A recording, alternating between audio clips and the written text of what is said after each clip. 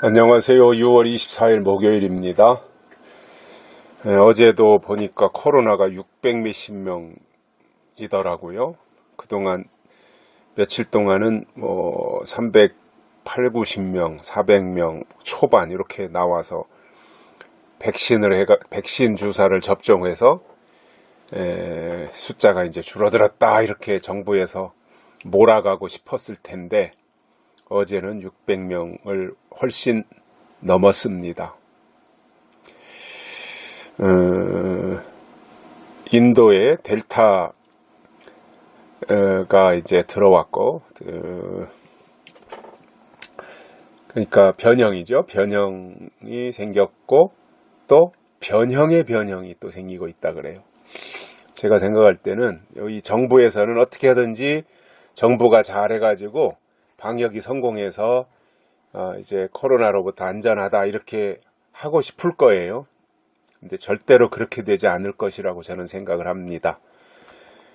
이렇게 그 전문가들에게 맡겨서 모든 권한을, 이 전염병에 대한 모든 권한을 전문가들한테 맡겨서 전문가들에 의해서 해도 이것이 될까 말까 한데, 이렇게 정치적으로 정치 방역을 하고 정권의 유불리에 따라서 통제를 하고 풀어주고 하는 이런 식으로 하는데 코로나가 잡히겠습니까?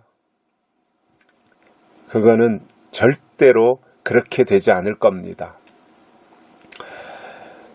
그래서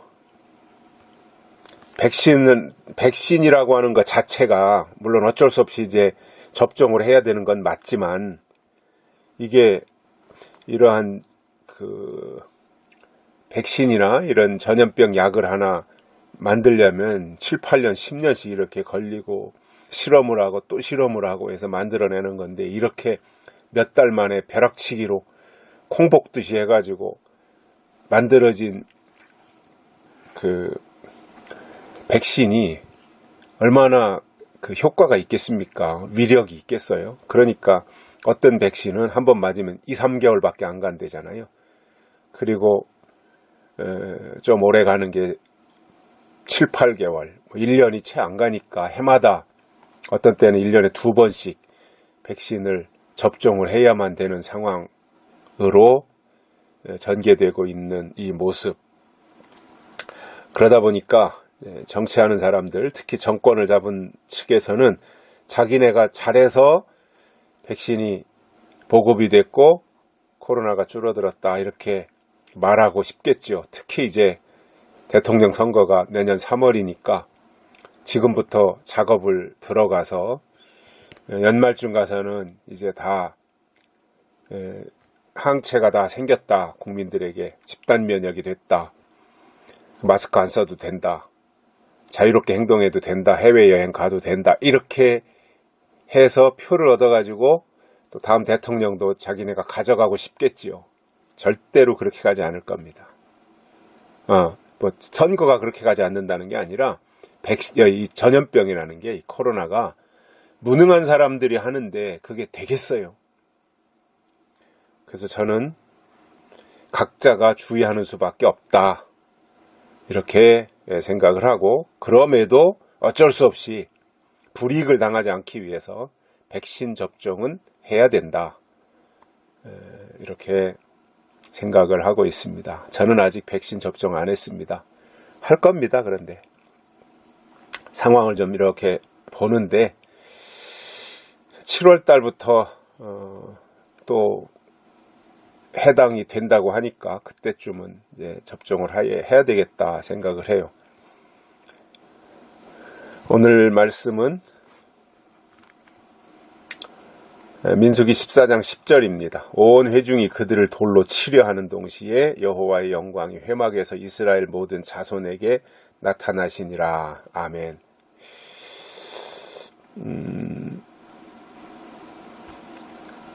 그 사람들은요, 자기네들이 듣고 싶은 말을 해주면 좋아해요. 그러니까 그 말이 옳으냐 그르냐의 문제로 생각 안 하는 거예요. 내 생각에 내가 동의할 수 있는 말을 하느냐, 내가 가지고 있는 생각에 맞는 말을 하느냐, 이거죠. 아날로그적 사고방식을 가지고 있는 거죠. 그러니까 이게 진리냐 비진리냐 이거는 관심이 없는 거예요. 옳으냐 그르냐 이거에 관심이 아니라 내 생각에 맞느냐, 그것에다가 비중을 두고 있다는 거예요. 그러니까 여호수아와 갈렙의 말이 옳은 말이에요. 여호수아와 갈렙이 한 말이 하나님의 생각이었고 하나님의 뜻이었어요. 그러니까 그게 옳은 말이었어요. 그런데 온 회중 백성들은 그 말한 여호수아와 갈렙을 돌로 치려고 했다라는 거예요. 그러니까 백성들의 생각 속에는 열정탐꾼의 그릇된 보고가 귀에 솔깃하게 들어왔지, 그게 이제 하나님의 뜻으로부터는 거리가 있는 말이었지만, 육적으로는 그들이 본 게 맞아요. 열정탐꾼이 본 게.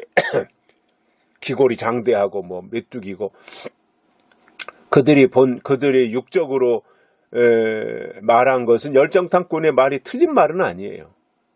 그런데 그 이면을 보지 못한 거지요. 그 두 정탐꾼은 열정탐꾼의 말이 맞다. 그러나 그들은 우리의 밥이다. 하나님이 우리와 함께 하시는데 뭐가 걱정이냐. 이렇게 말한 거예요. 옳은 말을 한 거예요. 진리를 말한 거예요. 하나님을 말하고 하나님의 뜻을 제대로 전달한 거예요. 그랬더니 그들의 백성들이 두 정탐꾼 여호수아와 갈렙을 향해서 돌로 치려 했다라는 겁니다. 안 받아들이는 거예요. 이게 사람들의 심리입니다. 진리를 말해도 안 들어요. 하나님의 뜻을 말해도 안 들어요. 오히려 거부해요. 그 말하는 사람들을 돌로 쳐 죽이려고 하는 거예요. 그러니까 이런 현상이 비단 근래에 들어서만 있는 것이 아니라 출애굽한 이스라엘 백성들이 광야에 나아가서도 이 일이 있었다는 거예요. 무슨 말이냐면 그때 사람들이나 지금 사람들이나 생각이나 마음이 똑같다라는 겁니다. 그때도 여호수아와 갈렙이 하나님 편에서 말한 것을 사람들이 안 듣고 오히려 그 말하는 사람들을 쳐 죽이려고 그래요. 지금도 똑같잖아요. 지금도 하나님 편에서 하나님의 법을 말하고 하나님의 뜻을 말하고 하나님의 나라를 말하고 하나님이 주신 진리를 말하면 사람들이 귀를 닫고 안 들으려고 그래요. 오히려 그 말하는 사람을 정죄합니다. 이상하다고, 이단이라고. 똑같은 거잖아요. 그러니까 모세 때 친다면 지금으로부터 약 한 3,500년 전, 그때 살았던 사람들이나 지금이나 자기가 듣고 싶은 말, 자기에게 이롭다고 생각되는 말, 이것은 듣지만 하나님 편에서 하는 말은 안 듣는다는 거죠. 그러나 올바른 신앙은 뭐예요? 하나님의 뜻을 말하고 하나님의 법을 말하고 하나님의 계획을 말할 때 두 정탐꾼처럼 그렇게 말할 때 그 말을 지지하고 그 말에 동의하고 그 말을 인정하고 그 말을 하나님의 말씀으로 받아들이는 것이 믿음이었습니다. 근데 백성들은 그렇게 하지 않았던 것입니다. 그러니까 돌로 치려고 그래요. 돌을 집어 던졌는데 그 돌이 머리통에 맞으면 치명상을 입는 거잖아요. 악에 바친 사람들이 그냥 무슨